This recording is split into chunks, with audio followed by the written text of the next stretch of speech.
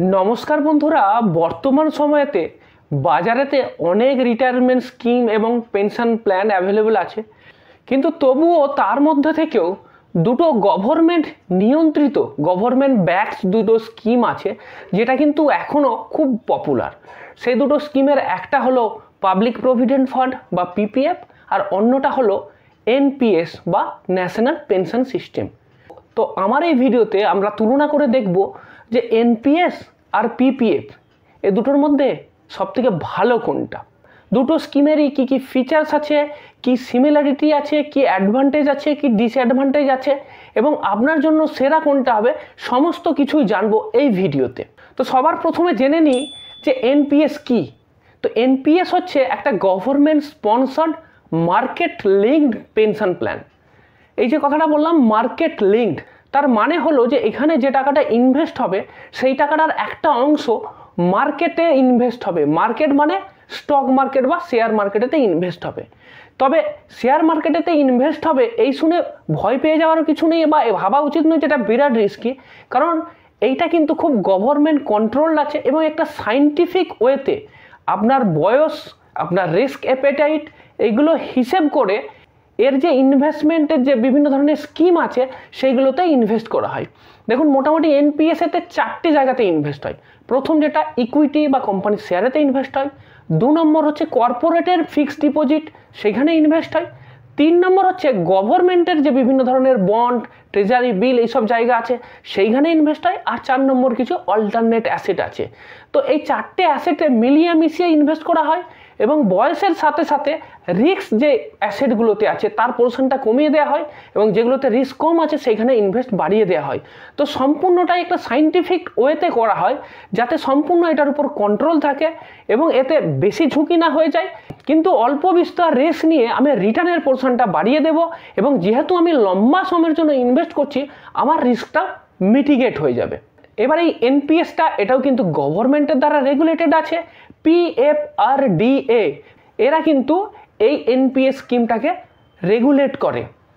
এবার প্রশ্ন হলো যে এনপিএসে কারা ইনভেস্ট করতে পারে? যে কোনো ভারতীয় যাদের বয়স 18 বছর থেকে 72 বছর এই সময়ের মধ্যে তারাই কিন্তু এই এনপিএসেতে ইনভেস্ট করতে পারবে। এবার আসি পাবলিক প্রভিডেন্ট ফান্ডের কথায়।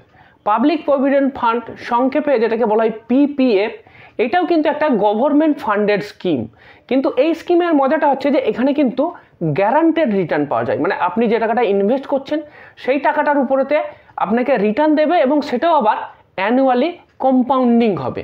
তবে এখানে একটা ফিক্সড লক ইন পিরিয়ড আছে, 15 বছরের জন্য আপনার টাকাটা লক ইন হয়ে থাকবে। এই স্কিমটাও কিন্তু আপনাকে রিটায়ারমেন্টেতে একটা ভালো রকম বড় কর্পাস ক্রিয়েট করতে সাহায্য করবে। এবার প্রশ্ন হলো যে এই স্কিমেতে কারা ইনভেস্ট করতে পারে?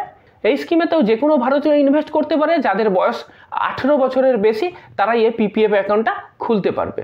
এইবার আমি একটা কম্প্যারিজন করব, একটা কম্পারেটিভ স্টাডি করব বিভিন্ন প্যারামিটারের উপর বেস করে এনপিএস আর পিপিএফ এদের ফিচার্সগুলো কী কী আছে। প্রথম যেমন ধরুন ইনভেস্টমেন্ট মিনিমাম আর ম্যাক্সিমাম কত হবে। এনপিএসের ক্ষেত্রে মিনিমাম যেটা অ্যানুয়াল ইনভেস্টমেন্ট সেটা হবে 6000 টাকা, কিন্তু maximum investment no upper limit, কোনো আপার লিমিট নেই।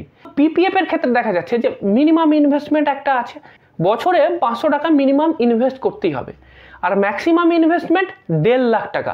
1.5 লাখ টাকার বেশি আপনি পিপিএফতে ইনভেস্ট করতে পারবেন না। এরপরে আসি রিটার্ন। এনপিএস এর ক্ষেত্রে রিটার্নটা কিন্তু গ্যারান্টেড না, যেহেতু এটা মার্কেট লিঙ্ক প্রোডাক্ট, সুতরাং আগে থেকে আমি বলতে পারবো না যে গ্যারান্টেড কত রিটার্ন পাওয়া যাবে। তবে টেন্টেটিভ একটা এক্সপেক্ট করা যেতে পারে অ্যারাউন্ড 10 থেকে 12% রিটার্ন তো এনপিএস থেকে পাওয়া যেতেই পারে। তো আপনি দেখতে পাচ্ছেন যে এনপিএস এর রিটার্নটা কিন্তু ভালো, বেশ হায়ার সাইডে আছে, 10 থেকে 12%। 12% রিটার্ন মানে হলো আপনার টাকা 6 বছরে ডবল হয়ে যাওয়া। এবার পিপিএফ এর ক্ষেত্রে দেখা যাচ্ছে এর রিটার্নটা সেটা কিন্তু মডারেট, খুব বেশি না, তবে এর সুবিধা হলো যে এর রিটার্নটা কিন্তু গ্যারান্টেড। তবে একটা জিনিস আছে যে এর যে পিপিএফ এর ইন্টারেস্ট, সেই ইন্টারেস্টটাও কিন্তু আবার ফিক্সড না। গভর্নমেন্ট প্রতি কোয়ার্টারেতে বিভিন্ন স্মল সেভিং স্কিমগুলোর ইন্টারেস্ট ডিক্লেয়ার করে এবং প্রতি কোয়ার্টারে সেই রেটটা অ্যাপ্লিকেবল হয়। বর্তমান সময়ে যেমন পিপিএফ এর ইন্টারেস্ট রেট হলো 7.1%। বেশ কয়েক কোয়ার্টার ধরেই কিন্তু পিপিএফ এর এই ইন্টারেস্ট রেটটা 7.1%এই ফিক্সড আছে।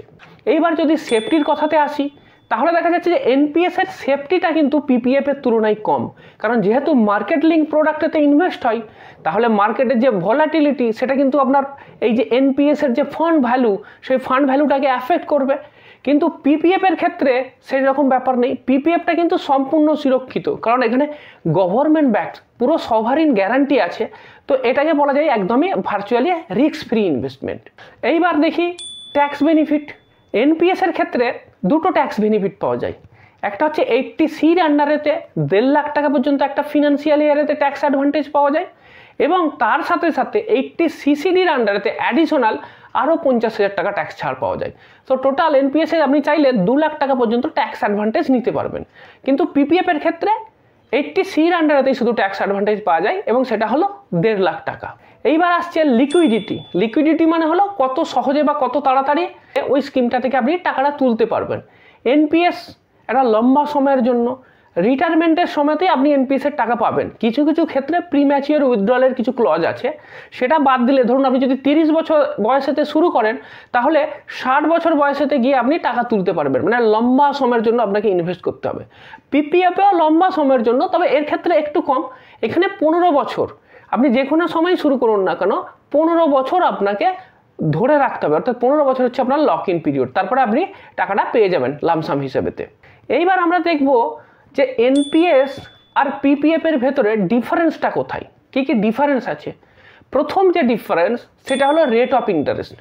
রেট অফ ইন্টারেস্ট পিপিএফ এর ক্ষেত্রে কারেন্টলি 7.1%, কিন্তু এনপিএস এর ক্ষেত্রে কোনো রেট অফ ইন্টারেস্ট ফিক্স নেই, মার্কেট লিঙ্কড। টেন্টেটিভ বলতে পারি 10 থেকে 12% রিটার্ন এক্সপেক্ট করতে পারি। এরপর হচ্ছে এলিজিবিলিটি। ইন্ডিয়ান সিটিজেন যাদের বয়স 18 বছরের ঊর্ধ্বে তারাই কিন্তু পিপিএফে ইনভেস্ট করতে পারবে, কিন্তু যারা এনআরআই তারা কিন্তু পিপিএফে টাকা জমা করতে পারবেন না। কিন্তু এনপিএস এর ক্ষেত্রে কি দেখা যাচ্ছে যে ইন্ডিয়ান সিটিজেন যাদের বয়স 18 বছর থেকে 70 বছর এই রেঞ্জেতে তারা টাকা জমা করতে পারবে, আর এনআরআই কিন্তু এনপিএসেতে টাকা জমা করতে পারবে, তারাও কিন্তু অ্যাকাউন্ট খুলতে পারে। এইবার হচ্ছে স্কিমের ম্যাচুরিটি। তো পিপিএফ এর ক্ষেত্রে কিন্তু ম্যাচুরিটিটা ফিক্সড 15 বছর। 15 বছর পরেই কিন্তু আপনার স্কিম ম্যাচিওর হয়ে যাবে। অবশ্য তারপরেও আপনি 5 বছরের ব্লকেতে সেটাকে এক্সটেন্ড করতে পারেন। কিন্তু এনপিএস এর ক্ষেত্রে এই ম্যাচুরিটিটা ফিক্স না, কারণ আপনি যদি 30 বছরে স্টার্ট করেন তাহলে আপনার ম্যাচুরিটি 30 বছর লাগবে, আপনি যদি 40-এ স্টার্ট করেন তাহলে 20 বছর লাগবে। তো আপনি 60 বছর থেকে 70 বছর এই যে কোনো সময়তে আপনার বয়সেতে এই স্কিমটা ম্যাচিওর হবে। এইবার হলো পার্সিয়াল উইথড্রলের ব্যাপার। ধরুন আপনার যদি আগের টাকা দরকার হয় তাহলে তো আপনি পার্সিয়াল উইথড্রল করতে চাইবেন, তো তার রুলটা কি? পিপিএফ এর ক্ষেত্রে বলছে যে partial withdrawal R allowed from the 7 year onwards. তার মানে আপনি টাকা জমা দেওয়ার 7ম বছর থেকে আপনি এই পার্সিয়াল উইথড্রলের জন্য এলিজিবল হবেন। এবার এনপিএস এর ক্ষেত্রে আপনি টাকা জমা দেবার 10 বছর পরে তবেই কিন্তু এখান থেকে পার্সিয়ালি উইথড্র করতে পারবেন।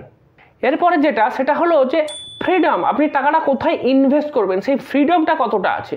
পিপিএফ এর ক্ষেত্রে কোনো ফ্রিডম নেই, আপনি টাকাটা জমা দিয়ে দিলেন, তারপরে পিপিএফ এতে টাকা কোথায় জমা পড়বে সেই সম্বন্ধে আপনার কোনো কন্ট্রোল নেই। কিন্তু এনপিএস এতে আছে। এনপিএস এতে আপনি সিলেক্ট করতে পারবেন যে আপনি টাকাটা কোথায় ইনভেস্ট করবেন, কতটা আপনি গভর্নমেন্ট স্কিমে ইনভেস্ট করবেন, কতটা আপনি কর্পোরেট বন্ডে ইনভেস্ট করবেন, কতটা আপনি ইকুইটিতে ইনভেস্ট করবেন, সমস্তটার উপরে কিন্তু আপনার একটা কন্ট্রোল থাকবে। এরপরের যে পয়েন্টটা সেটা হলো ম্যাচুরিটি অ্যামাউন্ট। যেটা ম্যাচুরিটি অ্যামাউন্ট পিপিএফ এর ক্ষেত্রে আপনি সমস্তটাই তুলে নিতে পারবেন, কিন্তু এনপিএস এর ক্ষেত্রে কিন্তু আপনি ম্যাচুরিটি অ্যামাউন্ট সবটা তুলে নিতে পারবেন না, আপনি ম্যাক্সিমাম 60% অ্যামাউন্ট তুলতে পারবেন। এরপরের যে পয়েন্ট সেটা হলো পারচেজ অফ অ্যানুইটি। পিপিএফ এর ক্ষেত্রে কি দেখা যায় যে আপনার যে ম্যাচুরিটি ভ্যালুটা এলো, ফাইনাল ম্যাচুরিটি ভ্যালু, সেই টাকাটা আপনি সমস্তটাই তুলে নিলেন, আপনাকে কিন্তু কোনো অ্যানুইটি স্কিম বা অন্য কিছু কিনতে হবে না। এনপিএস এর ক্ষেত্রে কি হচ্ছে যে আপনার যে টোটাল ম্যাচুরিটি ভ্যালু আসবে তার 60% আপনি লামসাম তুলতে পারবেন, 40% আপনাকে অ্যানুইটি স্কিম কিনতে হবে। তো অ্যানুইটি স্কিমই আপনাকে এরপরে রেগুলারলি পেনশন দেবে। এইবার এনপিএস আর পিপিএফ এর মধ্যে কিছু সিমিলারিটিজও আছে। তো সেই সিমিলারিটি বা সেই মিলগুলো কি কি? প্রথম যেটা, দুটোই কিন্তু রিটায়ারমেন্ট পারপাস বিল করার জন্য একটা ভালো অপশান, কারণ দুটোতেই লং টার্মে ইনভেস্ট হয় এবং অল্প অল্প করে টাকা জমা করলে রিটায়ারমেন্টের সময়তে একটা বড় কর্পাস কিন্তু আপনি ক্রিয়েট করতে পারবেন। 2 নম্বর হচ্ছে যে দুটোতেই ট্যাক্স বেনিফিট পাওয়া যায়। এবার 3 নম্বর যেটা পয়েন্ট, যে দুটোই কিন্তু লং টার্ম ইনভেস্টমেন্ট অপশান এখানেতে একটাতে 15 বছর আর একটা তো আরও বেশি সময়ের জন্য ইনভেস্ট করতে হবে। তারপরের যে সিমিলারিটিসটা, যে দুটোতে কিন্তু পার্সিয়াল উইথড্রলও করা যায়। আর একটা খুব গুরুত্বপূর্ণ পয়েন্ট, যে ম্যাচুরিটি ভ্যালু যখন পাবো, সেই ম্যাচুরিটি ভ্যালুতে দুটোর ক্ষেত্রেই কিন্তু আপনাকে যে লামসাম যে অ্যামাউন্টটা পাচ্ছি সেটার জন্য কিন্তু কোনো ট্যাক্স দিতে হবে না। তাহলে ম্যাচুরিটি কর্পাস সেটা দুটোর ক্ষেত্রেই কিন্তু ট্যাক্স ফ্রি। এইবার যে প্রশ্নটা আসবে যে এই দুটো অপশনের মধ্যে ভালো কোনটা, এইবার এই প্রশ্নের উত্তর কিন্তু এক কথায় দেওয়া সম্ভব না। কেন সম্ভব না? কারণ দুটো স্কিমের অ্যাপ্লিকেবিলিটিটা আলাদা আলাদা।